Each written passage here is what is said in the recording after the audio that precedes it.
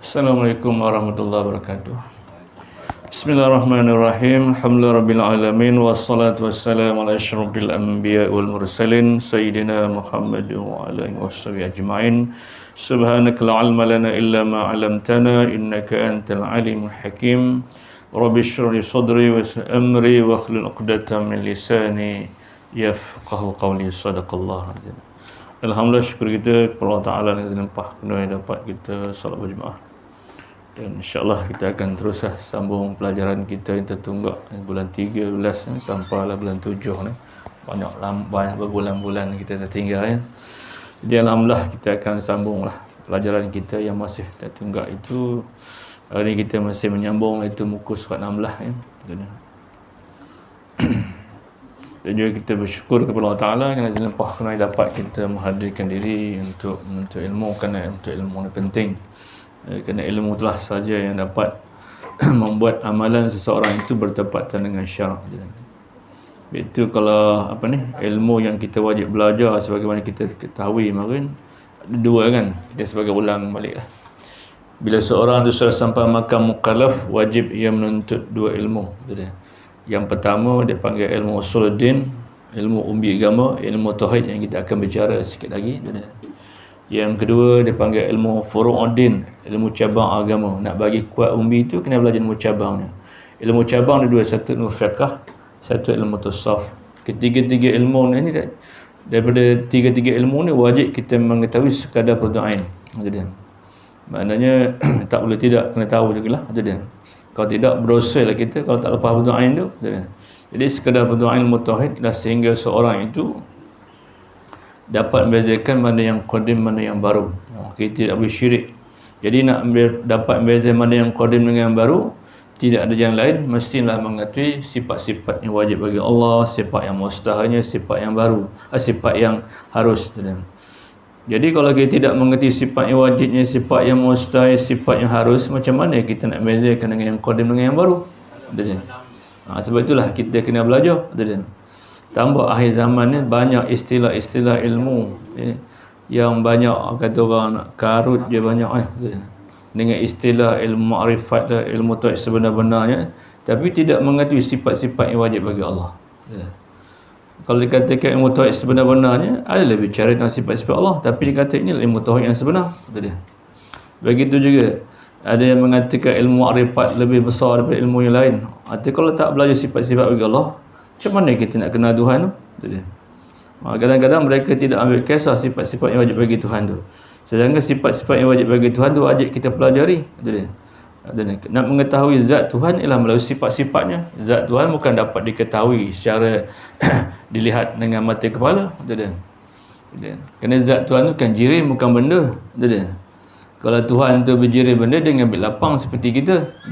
Jadi zat Tuhan tu bukan seperti yang baru. Jadi kita mengerti zat Tuhan itu dia dengan sifat-sifatnya. Bila ada zat, ada sifatnya. Jadi zat yang baru memanglah berjirim di benda dan sebagainya.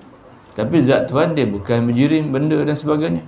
Bila sebut jirim, Tuhan tu benda. Kalau benda, dia mesti ambil lapang. Bila ambil lapang, kadang atas, kadang bawah, kadang kiri, kadang depan, kadang belakang. Maka ini mustahil. Kita beriman dengan Allah Ta'ala hanya dengan mengerti sifat-sifatnya. Zatnya tak mampu kita mikirkannya. Kerana salah satu sifat yang wajib bagi Tuhan tu mukhalafatuhu lil hawadis. Tuhan tu bersalahan, tak sama dari segi zatnya, dari segi sifat, dari segi af'alnya. Tak sama. Kita hanya beriman, beriman melalui sifat-sifatnya, mengenal Tuhan melalui sifat-sifatnya. Jadi sekarang banyak istilah ilmu ma'rifat lah apalah, tapi sifat-sifat Tuhan tak dikaji. Jadi macam mana untuk membezakan nak kenal Tuhan tu dengan nak kenal Tuhan dengan yang baru? Sebab itu sampai mereka bila tidak mengerti sifat Allah Ta'ala tu, dia semata-mata hanya beriman, percaya Tuhan dia, tapi suruhan-suruhan mereka tidak dapat melakukannya. Sampai semayang pakai niat je, tak payah. Nak sembayang-sembayang, komen tu belajar kulit, kami belajar isi. Sampai gitu kata mereka. Tak tahu isi yang cantik mesti dia berkulit. Itu jadi masalah. Berbagai-bagai. Sedangkan mengerti sifat-sifat Tuhan hukumnya wajib, fardu ain. Adakah mereka lebih mengatasi Syekh Zainal Abidin pengarang kitab kitab apa tu? Aqidatun Najin tu. Zainal Abidin tu hebatnya tuan-tuan, betul. Dan dia adalah merupakan wali Allah. Betul. Dalam kitab dia kata apa? Wa yajibu ala kulli mukallafin syar'an, katanya. Wajib atas tiap mukallaf pada syarak, katanya. Ayya arifa, mengenal ma yajibu, apa yang wajib bagi Tuhan tu. Wa ma yastahilu, wajib juga kenal apa barang yang mustahilnya. Wa ma yajuzu, dan barang yang mustahil bagi Tuhan tu. Wajib, betul dia. Entah macam mana nak beza dengan qadim dengan yang baru. Betul dia. Dan setengah barang sifat yang wajib beriman dengan sifat-sifat Tuhan tu dengan dua. Pertama, beriman secara ijmal. Yang kedua, beriman dengan tafsil. Ijmal secara ringkas, wajib kita bercakap Tuhan punya sifat kesempurnaan, sifat kemalat, dan menghasui sifat kekurangan. Itu wajib setiap individu. Jadi beriman secara ijmal ni tak selamat, dalam kena khatar, bahaya lagi kalau tidak belajar. Beriman dengan sifat-sifat Tuhan yang kedua ialah dengan tafsir satu persatu. Sifat kesempurnaan Tuhan tidak tinggi banyaknya, wajib kita yakin percaya. Tetapi yang wajib kita satu persatu 20. Daripada 20 inilah akan bersambung sifat-sifat yang lain. Itu dia. Tuhan bersifat pemurah. Asalnya kalau tidak ada sifat wujud, itu dia. Waktu dia kata belajar sifat ilmu sesat, mudah mengata orang sesat. Sebenarnya kita lah sesat. Kita dia suruh mengenal sifat, bukan suruh mengenal zat. Kerana zat Tuhan tak mampu kita nak mikirkan. Itu dia. Itulah akhir zaman ya. Syekh Zainal Abidin pengarang kitab Aqidatul Najin tu, bukannya sebarang orang tu. Dia wali Allah. Sebab itu dia pernah berdebat dengan orang Arab tu dia, ketika dalam satu majlis ilmu tu dia. Lalu dalam bincang-bincang tu mereka bertanyalah luar asyik daripada konteks ilmu. Lalu bertanyalah orang Arab tu tanya kepada Syekh Zainal Abidin pengarang kitab Aqidatul Najin. Dia kata, Syekh, di dalam banyak-banyak buah-buah apa yang paling sedap? Ya, buah apa yang paling sedap? Kata Syekh Zainal Abidin pengarang kitab Aqidatul, buah durian. La.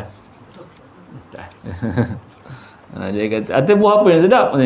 Kata Syekh Zainal Abidin kepada tu Arab ni. Dia kata tamar.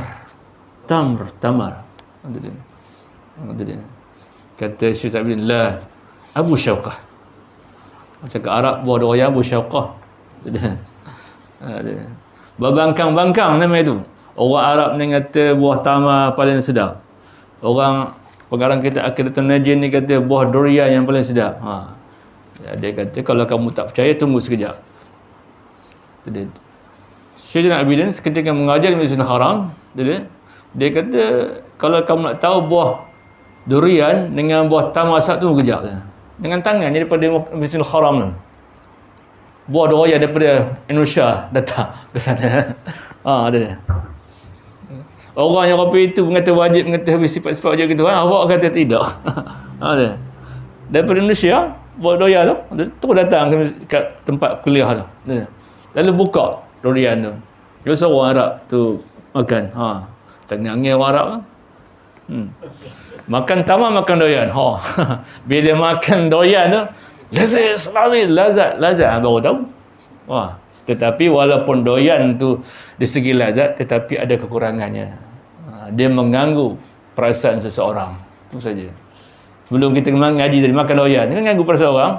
Tapi kalau buah tamar, dia tidak mengganggu. Tapi dari segi berkat, buah tamar lebih dia tidak mengganggu lagi perasaan orang. Tapi buah durian, tapi dari segi sedap, memang buah durian.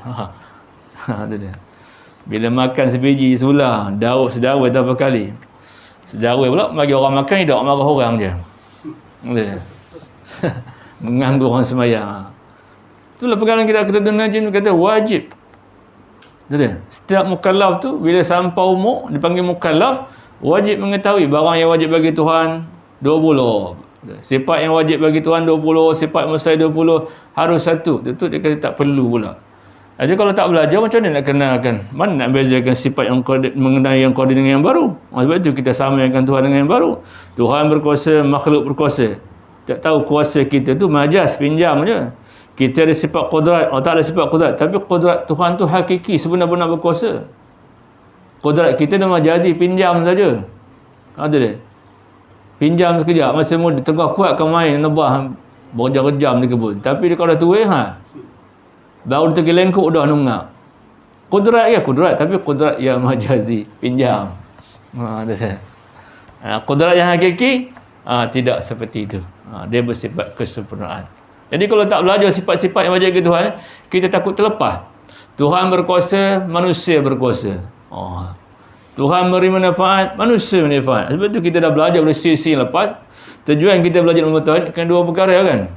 Yang pertama sekali, nak memelihara daripada apa? Memelihara iman daripada syirik. Kalau kita tak belajar tauhid ni tadi, kita mungkin terlibat pada syirik. Syirik ada dua. Satu syirik khafi, satu syirik jali. Syirik khafi, syirik tersembunyi. Buat ibadat tak tunjuk orang, tak puas. Buat ibadat tak dengar orang, tak puas. Setiap laporan mesti ada benda. Tak ada benda, tak puas. Itu macam mana?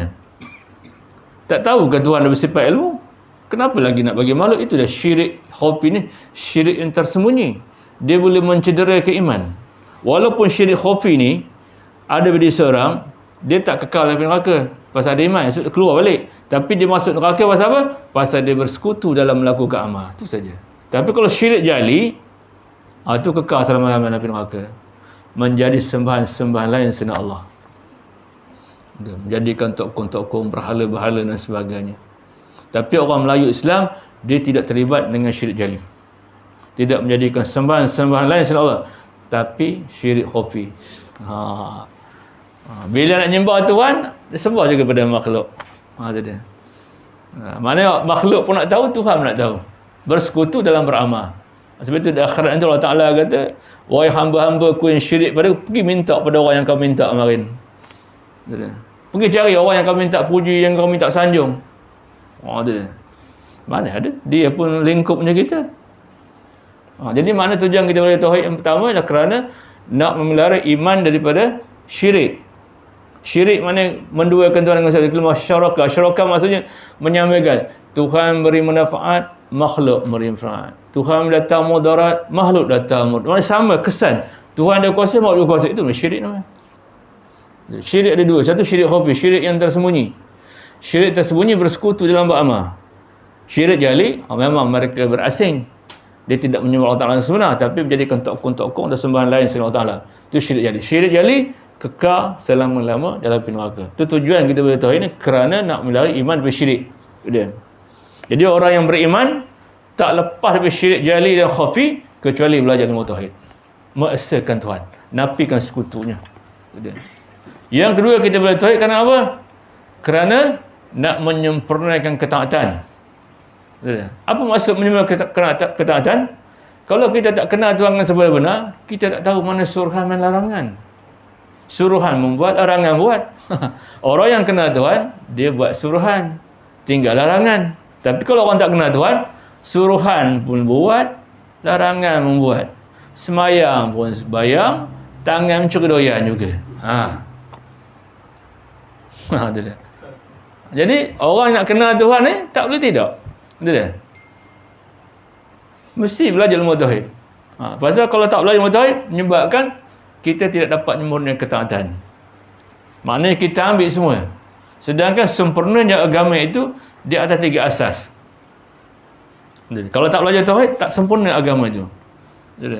Agama itu sempurna di atas 3 asas. Kesempurnaan agama itu 3. Yang pertama, iman. Yang kedua, Islam. Yang ketiga, ihsan. Iman ni melibat tauhid lah. Mengesahkan Tuhan. Tidak menyekutukan Tuhan dengan sesuatu. Iman ni kerja dalaman. Tidak syirik khafi, tidak syirik jali. Dan meyakini bahawa dirinya hamba. Dan ada penciptanya ni Allah Ta'ala. Wajib iman ni, wajib dipercayai, wajib disembah. Itu iman. Iman kerja dalaman. Tak nampak. Yang kedua, Islam. Islam kerja luaran. Nampak jasad tu semayang, nampak jasad tu puasa, nampak jasad tu mengerjakan haji, nampak jasad tu baca Quran, nampak jasad tu berzikir, doa. Itu kerja luaran. Jadi tak sempurna iman Islam, mesti ada yang ketiga. Yang ketiga dipanggil ihsan. Ihsan maksud apa? Gabung di antara luar dan dalam, baru dipanggil ihsan. Gabungkan luar dan dalam. Itu dia. Dalam meyakini Allah SWT, ibadat luarannya pun tidak disekutukan dengan sesuatu. Jangan dalamnya yakin kepada Tuhan, tapi dalam ibadat nak sekutu dengan sesuatu, maka tak ada gabungan. Maka tidak dipanggil ihsan. Ihsan ni maksud buat baik. Tidak dianggap seseorang tu berbuat baik kalau tidak bersekutu di antara luar dan dalam. Contoh semayang. Semayang ada dua. Satu semayang zahir, satu semayang batin. Nak digabungkan, baru semayang tu ihsan namanya. Apa maksudnya semayang zahir? Maknanya jasad kerja menyembah Allah. Semayang batin maksudnya hati pun kerja menyembah Allah. Baru dipanggil ihsan. Tapi kalau jasad menyembah Allah, hati tengah sembahyang isya tu yang ngutit royan, macam mana cerita? Mana tak digabung lah. Bila tidak digabung kan, maka tak ada ihsan lah. Tapi kalau jasad kerja menyembah Allah, hati kerja menyembah Allah, tak ada ingat lain, baru panggil ihsan. Itu maknanya kebaikan. Sebenar-benar kebaikan, gabungkan ibadat dalaman dan luaran. Maka itu dipanggil ihsan. Apa maksud ihsan tu? Anta'budullaha ka'annaka tarahu fa illam takun tarahu fa innahu yarak. Sembahlah Allah seolah kamu lihat dia. Yang zat yang baru bukan dapat lihat yang qadim, zat yang qadim, tapi kita yakin walaupun tak nampak, kita dapat Tuhan tu ada melalui sifat-sifat kita dalam wajah. Kalau kamu tak nampak, yakinlah yang qadim itu melihat kamu. Jadi maksudnya segala amalnya di bawah perhatian Tuhan. Dalam pun Tuhan tahu, luar pun Tuhan tahu. Kalau orang itu pahamannya, itu dia katakan ihsan. Itulah sebenar-benar orang yang baik. Jadi nak sempurna agama itu mesti tiga. Iman, Islam, ihsan. Iman kerja dalaman. Ihsan kerja luaran. Lalu digabung kedua ni, maka dipanggil ihsan. Iman tu tauhid. Betul dia. Betul dia. Islam tu fiqh. Betul dia. Jadi kita gantung. Betul. Kerja dalaman iman, kerja luaran tu Islam, kita gabung, maka itu dipanggil ihsan. Okey, itu kita kena belajar. Iman, Islam, ihsan. Tauhid, marifah. Itu yang itu isi agama. Ini dari segi kesempurnaannya. Kesempurnaan Islam tu mesti, kesempurnaan agama mesti tiga. Nak bagi sempurna agama itu mesti tiga. Iman, Islam, ihsan. Itu dia. Setelah kita belajar tu, kita kena tambah lagi. Ada dua lagi. Tauhid dan makrifah. Untuk tauhid mengesahkan Tuhan. Ada. Kerana makrifah kenal dengan sebenar-benarnya. Ada. Ihsan buat baik. Ihsan. Ihsan buat baik. Ada. Yang dikatakan baik tadi bukan sekadar semayang, bukan sekadar puasa. Baik gitu. Tapi nak sampai baik tu seolahnya bila kita beramal seolah kita melihat Tuhan. Kalau tak nampak Tuhan, pastikan setiap kita amal Tuhan menampak kita. Maknanya kita berhati-hatilah. Jangan kita tengok semayang satu sah dengan sultan, mak jaga benar sampai gatal ngaru tak jadi. Di depan sebelah sultan, begitu kalau kita maknanya dalam walau tak sultan jangan tengok pun. Tapi jaga adab. Begitu kita dengan Tuhan. Tapi kalau tak semayang, Tuhan memerhatikan kita. Betul Tuhan kata dalam Quran, apa Tuhan kata dalam Quran? Aqimis salata la zikri. Diri semayang dengan aku, tapi jasad nyembah dia. Hati? Jadi maknanya jasad dengan hati tak sama, tak kerjasama. Jasad itu Islam, hati itu iman. Macam mana nak hadirkan hati itu dalam ibadat? Itulah ilmu. Kita sekarang ni Ustaz sebut iman, Islam, ihsan. Ihsan tu kebaikan dalam semayang.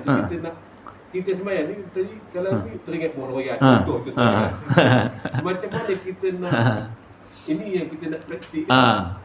Bila kita semayang, tadi yang kata Allah memang confirm, memang confirm orang kata tak ingat lain dah. Tapi dah lepas-lepas dengar baca doa kita tu boleh kita. Mak di mana aku tak bunyi kereta tadi? Itu salah satu daripada nak bagi khusyuk tadi, itu dengan ilmu. Apa ilmunya? Ilmu mengetahui apa yang kita baca. Kata maulid, kerja luaran. Bismillahirrahmanirrahim. Kata halaman, dengan nama Allah yang amat pemurah lagi amat mengasihi. Selagi kita tak memahami apa yang zahir tu cakap, dia tak akan masuk. Jadi nak bagi dalam tu masuk, tak boleh tidak, kita kena faham apa yang kita baca. Kita berbahasa Arab dah puluh tahun Fatihahnya. Tapi tak faham. Tak faham. Jadi bila tak faham tu ganggu, buah deroyan lah, kunci dia letak di mana lah. Pasal yang bekerja tu luaran, dalaman tak ada kerja. Bila tak ada tu dia merayau tu. Tapi kalau luar bekerja, dalam bekerja, dia takkan pergi. Yang sebab sembahyang seorang 3-4 luar menyembah Allah, dalam mana letak kunci. Tu 3-4 tu. Betul. Jadi tak boleh tidak supaya dalam itu bekerjasama, kena ada satu ilmu. Apa ilmu? Ilmu mengetahui bacaan-bacaan yang kita baca. Perbuatan dah tahulah. Ilmu bacaan. Sami'allah liman hamidah. Allah mendengar orang mujinya. Rabbana lakal ham. Ya Allah, bagimu segala puji. Yang ni hati dia kerja. Kalau tidak, malu dia cakap. Duduk tak ada sujud. Rabbi fili, kata maulud ya. Apa dalam? Ya Tuhan, ampun dosaku. Jadi hati dia kerja. Warhamni, ya Allah, kasihan aku atau rahmatkan aku. Jadi hati dia kerja. Bila hati dia kerja, luar dalam sepakat. Bila sepakat, dipanggil ihsan lah itu. Baca kunut itulah. 10 tahun baca kunut. Allahumma hdini fi man hadait. Hati tak faham. Tak ada kerja lah. Tapi kalau hati faham, Allahumma hdini fi man hadait. Ya Allah, tunjuklah kehendak-Ku sebagaimana orang yang tunjuk, orang yang kau tunjuk. Kalau orang yang seorang lah, kalau imam, kita tahulah makmum doa. Allahumma hdina fi man hadait. Ya Allah, tunjuklah kami sebagaimana orang yang Kau tunjuk. Imam pun tahu apa yang dibaca. Imam pun tahu apa yang dibaca. Makmum pun tahu apa imam baca. Jadi mana dia kerja? Mana jasad pun kerja menyembah Allah, hati pun kerja menyembah Allah. Baru dia katakan ihsan, maknanya bergabung di antara luaran dan dalaman. Okey, itu sebagai mukadimah. Kita sambung sekali lagi tentang ilmu tauhid. Dan sering lepas dia kata awwalu wajibin 'ala insan.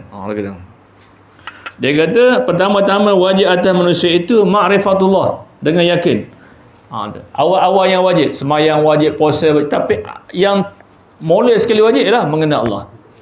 Jadi mengenal Allah bukan mengenal zatnya, tapi mengenal dengan melalui sifat-sifatnya. Kerana zat Tuhan tidak dijangkau oleh mata hati, tidak dapat jangkau oleh mata kepala, tapi dapat dijangkau oleh mata hati. Pasal zat Tuhan itu bersifat mukhalafatul hawadis. Takkanlah ada sifat qudrat, tak ada Tuhan punya qudrat. Sedangkan banyak lagi zat-zat yang baru kita tak nampak, tapi kita yakin dia ada. Itu baru benda ciptaannya, belum yang mencipta lagi. Apakah zat yang baru yang tak nampak kita yakin ada? Contoh angin. Angin tak ada zatnya, tapi kita tak nampak bagaimana tubuh angin tu. Tapi kita nampak angin tu bersifat. Sifat angin apa? Sejuk. Ada sejuk, ada angin. Tunjukkan diri angin tu. Mana ada sifat tak ada zat? Mana ada benda tak ada tubuh? Itu benda yang baru. Itu pun pening mikir kan? Apatah lagi benda yang qadim. Tapi Tuhan tahu manusia tak sampai fikiran seperti itu. Tapi kamu hanya wajib iman saja. Jangan kamu menjadi jahil bila benda tu tak nampak, tak ada. Sedangkan banyak benda yang tak nampak kamu yakin ada. Contoh roh. Bila orang tu bergerak, mana ada roh kan? Dalam tak ada roh, dah tak bergerak dah. So orang mandi kan? Kalau kamu percaya roh tu duduk di mana roh tu? Di mata, di tangan, di kaki. Itu pun pening mikir. Tuhan tak suruh bagi pening. Kamu percaya sifat aku, kamu percaya zat aku. Kalau kamu tidak percaya sifat aku, kamu seolah tak percaya zat aku. Zat tu diri. Tubuh. Tapi tak boleh dia bagi Tuhan panggil tubuh. Zat Tuhan, diri Tuhan tu, dia bukan jirim. Jirim benda. Bila sebut benda, dia seperti yang baru lah. Tapi zat Tuhan bukan benda. Bila sebut benda, dia mengambil tempat. Mengambil lapang. Zat Tuhan bukan itu. Zat baru, ada mengambil tempat, mengambil lapang. Itu saja. Jadi dia kata awal yang wajib atas manusia itu ma'rifatullah, mengenal Allah dengan yakin. Kenal dengan yakin, bukan ikut-ikut orang. Itu dia. Kerana seterusnya, kita ulang sikit sebelum pergi bawah tu. Yang seterusnya daripada khutbah bagi Habib Tahir bin Hasan dalam khutbah dia. Dia cakap apa? Wa'lamu ayuhan nas annal asla wal asasa huwa ma'rifatul ma'bud. qabla al-ibadah. Wa zalika haqiqatul ma'na syahadah. Dia kata, wahai manusia, kata Syekh Habib Tahir, dia kata, ketahuilah, maknanya kita kena tahu semua. Bahawa asal ni umbi ataupun pokok dan dasar agama itu ialah mengetahui Tuhan yang disembah sebelum ia berbuat ibadah kepadanya. Dan pengetahuan ini adalah hakikat mengenai kelima syahadat. Bila kita dah mengetahui Tuhan melalui sifat-sifat, itulah hakikat syahadat yang kita saksikan tu. Bila sebut asyhadu an la ilaha illallah wa asyhadu anna Muhammad, tidak ada lain yang kita maksudkan, hanya Allah Ta'ala je. Setelah kita mengetahui sifat-sifatnya, ketika itu kita yakinlah zat Allah SWT itu sebagai Tuhan kita. Jadi kalau kita tidak mengerti sifat-sifatnya, macam manalah kita nak mengerti zat itu dia. Mengerti sifat tu wajib. Tujuannya apa? Tujuan nak membezakan sifat yang baru tak sama dengan sifat yang qadim, yang sedia ada. Itu dia. Sebab itu kita kena belajar. Kalau tidak, itu jadi masalah. Tuhan berkuasa, manusia berkuasa. Tuhan boleh bagi sihat, manusia boleh sihat. Jadi masalah. Apakah boyok? Baik. Sihat ke? Sihat. Contohnya, dia tak tahu siapa yang bagi sihat. Tetapi sebab aku sihat, aku makan vitamin, aku makan seimbang, aku ada senam. Seolah-olahnya makan, bersenam boleh sihat. Itu syirik lah tu. Syirik kopi. Bila kita berhakikat selain Tuhan beri bekas, sebab aku bersenam hari-hari aku sihat, itu adat saja. Sebab itu hukum ada tiga kan. Ada dipanggil hukum syarak, ada dipanggil hukum akal, ada dipanggil hukum adat. Kesemuanya datang daripada Allah SWT semuanya. Bila kita makan ubat, pada adat sembuh. Tapi bukan ubat tu menyembuhkan. Kalau kita kata ubat tu menyembuhkan, makanan mengenyangkan, itu namanya syirik. Itu adat saja. Pada adatnya aku makan, sihatlah. Adat pun tak boleh terus kata adat. Setelah dia berulang-ulang. Makan sekali belum tentu adat. Kalau ada 2-3 kali dia sihat, abang panggil adat. Tengah orang tu makan berkali-kali ubat, tak juga sihat. Itu nada adat tidak beri bekas. Yang dikatakan bukan adat setelah berkali-kali. Awak dah try makan 4, 5, 6 kali, abang panggil adat. Tetapi tak boleh kita kata adat tu beri bekas. Itu adat. Benda mungkin. Itu dia. Kalau kita kata adat bukan, itu syirik khafi tu. Itu dia. Sebab aku makan ni aku sihat. Sedangkan benda tu adat je. Syirik khafi ni macam mana nak kita hapuskan? Kadang-kadang kita terlepas kita cakap. Ada terlepas memang. Terlepas. Jadi macam mana kita nak selesaikan syirik khafi tu? Syirik khafi tu sedang dengan mengenai sifat Tuhan tadi. Kita nak, ialah maknanya kita dia terlepas cakap. Tapi kalau orang yang sudah belajar terlepas cakap pun dia akan kembali kepada Tuhan. Dia tetap pun. Tapi kalau orang tak belajar, dia kata dengan sebab itulah terjadi. Contoh tentang vaksin contohnya. Kalau tak cucuk pun kan sebab vaksin hidup katanya. Nak mati-matilah. Kalau kita faham apa itu, kalau sebab tak makan nasi tak mati, sah makan nasi. Nasi tidak boleh panjang kat muar. Tak semesti orang makan nasi tak mati. Asal makan nasi. Ada. Contoh begitulah. Syarak menyuruh. Sebab Tuhan dah kabul Al-Quran. La taqtulu anfusakum illa tahluka. Jangan kamu campur daripada perhiasan. Bila satu perkara yang berbahaya, orang tak masuk jaga. Ahli sunnah wal jamaah wajib menghindar mudarat itu. Alhamdulillah. La darara wa la dirar. Jangan kamu mudarat diri kamu, dan juga kamu jangan mudarat orang lain. Alhamdulillah. Kalau kamu tak nak makan ubat, duduk rumah, jangan keluar. Itu dia. Duduk rumah. Jangan beli orang lain. Ini kamu tak nak makan ubat, kamu marah makan ubat, tapi kamu keluar juga. Kadang-kadang beres daripada kamu. Itu dia. Kalau tak nak makan ubat, betul? Okey, duduk rumah, korang diri. Itu saja. Tak bolehlah kita mengatakan, oi, bukan sebab tak cucuk pula kita mati. Ada dia. Soal mati tu bukan pasal ubat. Itu tadi adat. Pada adatnya dia cucuk, Allah Ta'ala beri keselamatan. Tetapi kadang-kadang cucuk pun tumbuh. Itu nandakan. Pasal mati hidup pun kerja kita. Adat kita, setiap orang yang hidup tu nak makan. Itu dia. Pada adat, jarang orang hidup tak makan tu je. Kadang-kadang makan pun tumpuk juga. Tak makan pun tumpuk. Itu adat. Okey, dia kata wahai manusia ketahuilah bahawasanya asal tu yang mula-mula ataupun pokoknya atau dasarnya atau umbinya. Dasar agama itu ialah mengetahui Tuhan yang disembah. Macam mana kata dengan sifat-sifatnya. Sebelum ia berbuat ibadat kepadanya, dan pengetahuan ini itulah hakikat makna kalimah syahadat. Itulah dikatakan orang yang kata mengucap syahadat sebenar-benar tu tadi, dia kena membezakan bahawasanya Allah Ta'ala itu wujud, dan wujudnya tidak seperti wujud yang baru ni, dan tidak sama dengan perbuatan yang baru. Tuhan tak sama. Kita kena bezakan. Perbuatan yang baru dipanggil majazi, pinjaman saja. Aku yang nebah tadi, pada hakikatnya bukan kita. Tuhan bagi kuasa boleh kita nebah. Bukan sebab kita yang nebah tu, pada adat Tuhan bagi. Ini aku yang buat ni. Kalau aku tak ada buat, komen, tak boleh. Kita marah anak-anak kita macam tu. Komen kalau tak ada aku bagi makan, tumpuk. Udah. Pada adat, bapak kena nanggunglah anak. Jangan kata kalau tak ada bagi kau makan, tumpuk kau kata. Seolah-olahnya dia dah mengambil perbuatan Allah Ta'ala tu. Perbuatan dia memang bagi makan, dia bagi baca kan. Tetapi perbuatan tu dari segi adat saja, tetapi tidak memberi bekas. Tu pasal kena belajar tu. Itu kalau gitu sifat keakuan nama tu. Itu dia panggil syirik hopi tu. Syirik hopi itu dia nak menyamakan kuasa dia dengan Tuhan. Tapi dia tidak menyembah Tuhan yang lain. Tapi seolah yakin diri dia kuasa. Boleh menyebabkan orang hidup dan orang mati. Menyebabkan orang sedang, orang susah. Itu syirik hopi tu. Sebab itu syirik yang tersembunyi ni, dia bersekutu. Tuhan berkuasa, pada makhluk pada kuasa juga. Itu makna syirik hopi.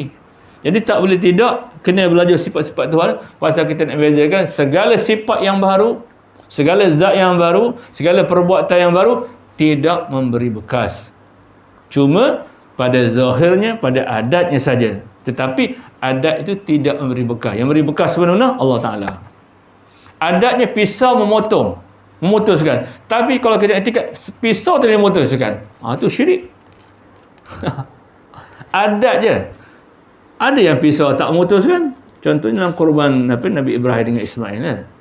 Adatnya api itu membakar, tetapi ada yang api tidak membakar. Tengok Nabi Ibrahim dibakar oleh Namrud, tak terbakar. Dari segi adat. Ada. Sebab itu kita kena faham, usaha yang baharu ni tidak memberi bekas. Itu dia. Pasal apa kita kata sebab memberi bekas? Pasal tak belajar akidah, kepercayaan tentang ketuhanan. Itu dia. Kita kena bezakan kodrat yang baru ni dengan kodrat yang qadim tak sama. Itu dia. Sebenar-benar berkuasa dengan yang baru dengan yang qadim tak sama. Berkuasa yang baru dipanggil majaz, pinjam saja. Tuhan pinjam kepada dia sekejap itu je. Sekarang Tuhan ambil balik. Itu dia. Pasal dia tak faham apa makna kuasa, dia tidak faham makna usaha dan ikhtiar. Sedangkan usaha pun Tuhan yang bagi, ikhtiar pun Tuhan bagi. Tapi dia tak faham, lalu dia kata usaha ikhtiar yang beri bekas. Apa makna usaha? Usaha maksudnya kodrat Allah dan kodrat kita bersama-sama melakukan satu perkara. Tetapi kodrat Allah yang beri bekas bukan kodrat kita. Contoh kita potong kayu. Krong, krang, krong, kodrat kita dengan Tuhan sama je. Tetapi yang mutus tu kita ke? Yang mutus tu gaji ke? Yang mutus kita. Tapi Allah Ta'ala yang mutusnya. Kita sebagai usaha mengerakkan.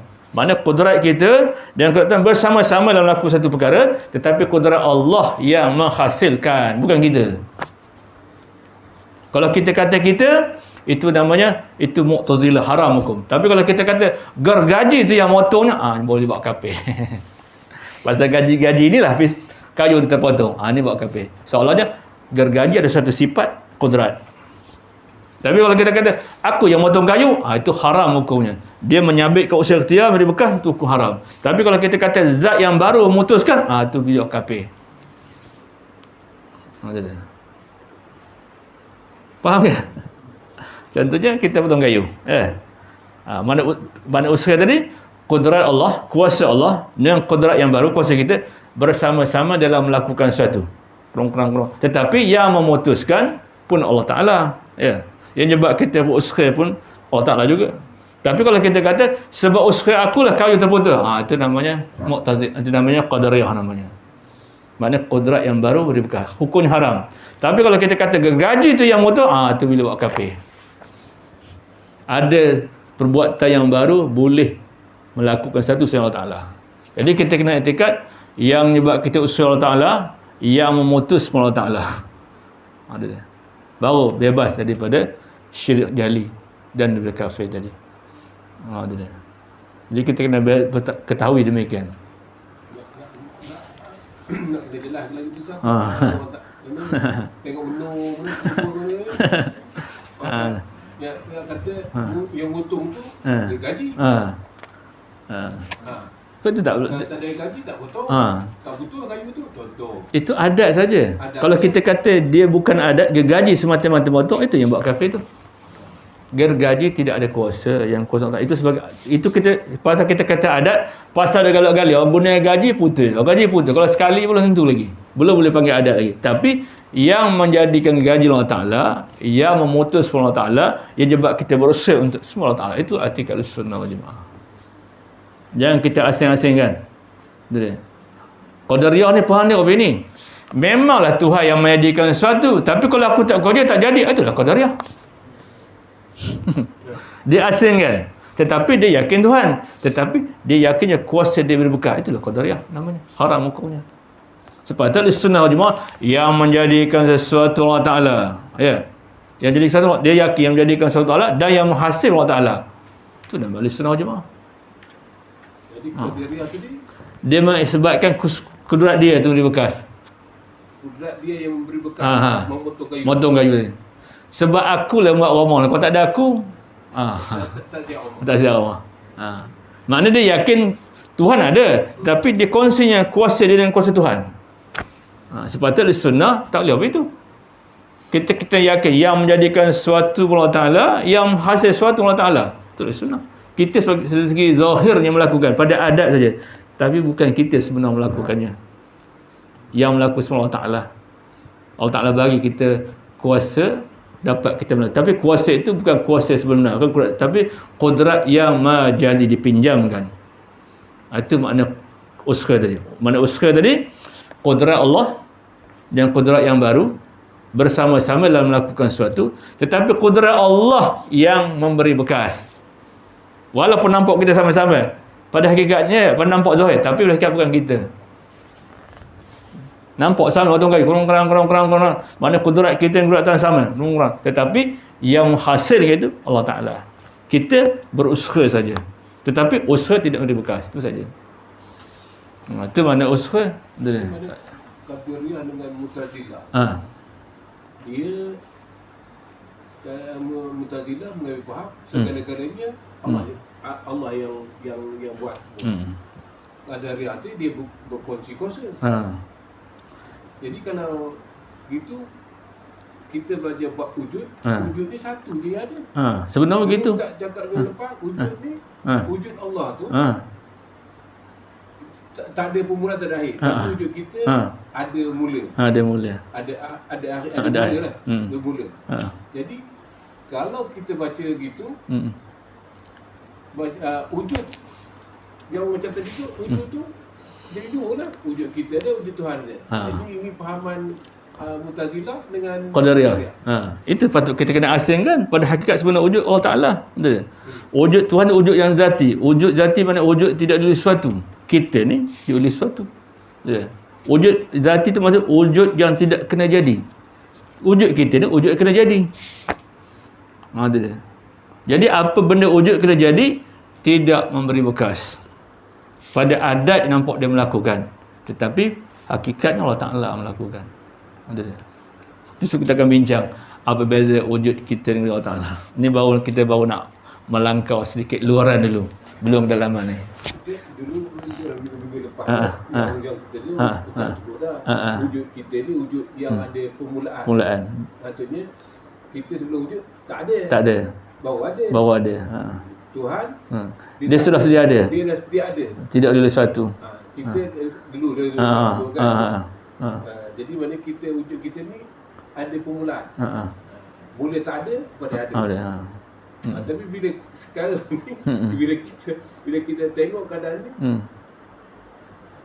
dia tak dapat memahami diri dia tu wujud Tuhan pun wujud. Jadi dua wujud dia kata. Itu kita kena belajar. Wujud dia dua. Satu wujud yang majazi, pada pinjaman, pada penglihatan saja.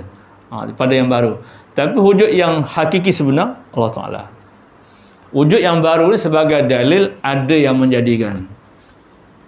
Dia. Kalau tak ada sesuatu benda, tak apa kita nak dalilkan wujud Allah Ta'ala. Dia. Di antara dalil wujud Allah Ta'ala alam. Ya.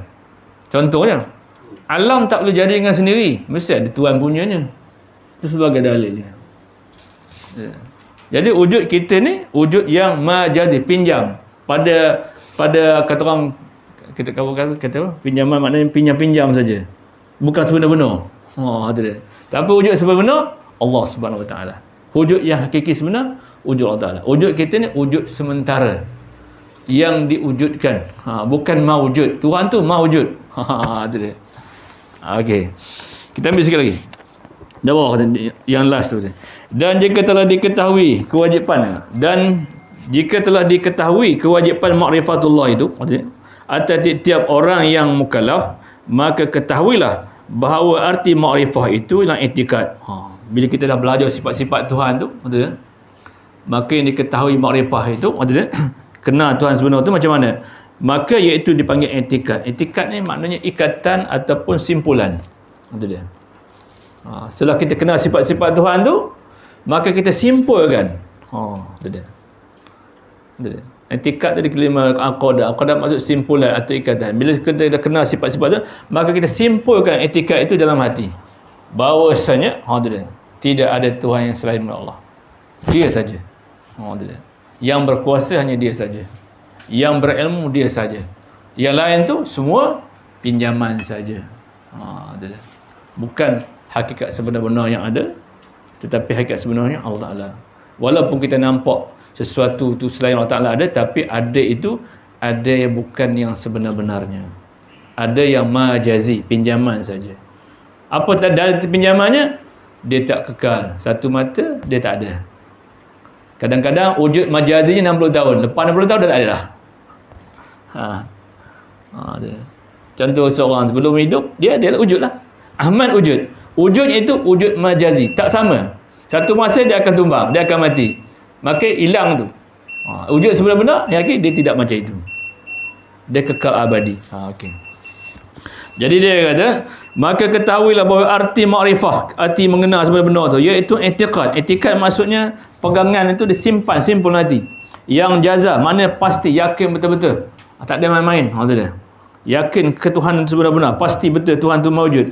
Serta mendapati pada yang sebenar dengan dalil. Bila kita dah yakin Tuhan tu ada, kita nak menguatkan Tuhan tu ada, kita kena cari dalil. Apa dalil Tuhan? Babagalat alam, langit, bumi, sebagainya. Pasal apa langit, bumi, alam? Takkanlah ada benda tidak ada pencipta. Bukan wujud yang hakiki, wujud majazi. Maksudnya diri kita ini walaupun wujud, tidak sunyi daripada segala kelemahan-kelemahan. Contohnya wujud kita ni, contohnya tidak kekal selama-lamanya muda. Sekarang dah 70, mana pergi muda kemarin? Sekarang 60, mana pergi kuat kemarin? Dulu nak pergi masuk dalam sekarang dah bengah. Itu dia. Makna kena diri tu, diri kita ada yang menguasainya. Makna kita tak boleh jaga kita. Kalau kita boleh jaga, aku nak muda, tapi tak boleh. Tua juga. Kalau boleh jaga muda tu, saya pun nak muda lagi. Itu maksud kena diri tu, diri kita ni ada yang menguasai. Dalilnya, tubuh kita sentiasa berbeza-beza. Kekuatan 10 tahun tak sama kekuatan 20 tahun. Kekuatan 20 tahun tak sama dengan 40 tahun. Itu menanda. Kalau kita boleh kuasa, awak nak tahan muda awak tak nak tua. Tapi awak tak ada kuasa. Ramai awak nak muda ni. Jalan pun ngengkak-ngempuk tapi tak boleh. Jadi dia kata, untuk nak menguatkan keyakinan kita, kita kena ada dalil. Dan arti jazam itu i'tikad yang putus. Bila kita dah yakin Tuhan tak ada, nak putus betul-betul sampai bila-bila tidak berubah. Mesti Allah Ta'ala tu, itulah Tuhan yang sebenar. Yang pasti, dan tidak ada lagi syak dalam pada. Bila kita dah yakin Tuhan tak ada, tidak ada syak lagi. Maka adanya itu bukan secara sangkaan dia. Jangan kita tentang pada sangkaan kita. Bukan pada sangkaan, sebenar-benar ada. Oh, tu dia. Mana boleh wujud Tuhan sangka-sangkaan je. Tu dia. Dia kena yakin dengan sebenar-benarnya. Jadi cukup sekadar itu. InsyaAllah kita sambung di akan datang. Nak menguatkan pengenalan kita, kita kena ada 4 jazam.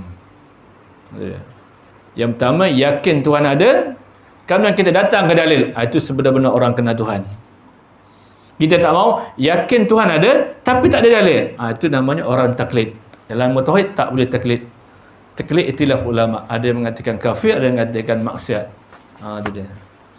Itu kita sambung saja akan datang. Jangan dah bunyi. Ustaz punya kitab tu tak sama ni. Sama? Aku kitab baca tak. Saya besar kan, senang saya nak baca. Ada tua dulu, muda boleh baca buku kecil. Tak jumpa dalam ni Ustaz baca tu. Ada. Saya yang Jawi. Saya Jawi. Muka 6. Sama muka surat ke Jawi dengan Rumi? Muka 6. Lain? Rumi apa? Senang. Oh. Yalah. Jawi muka muka surat 7. Surat 7. Muka surat muka surat 7.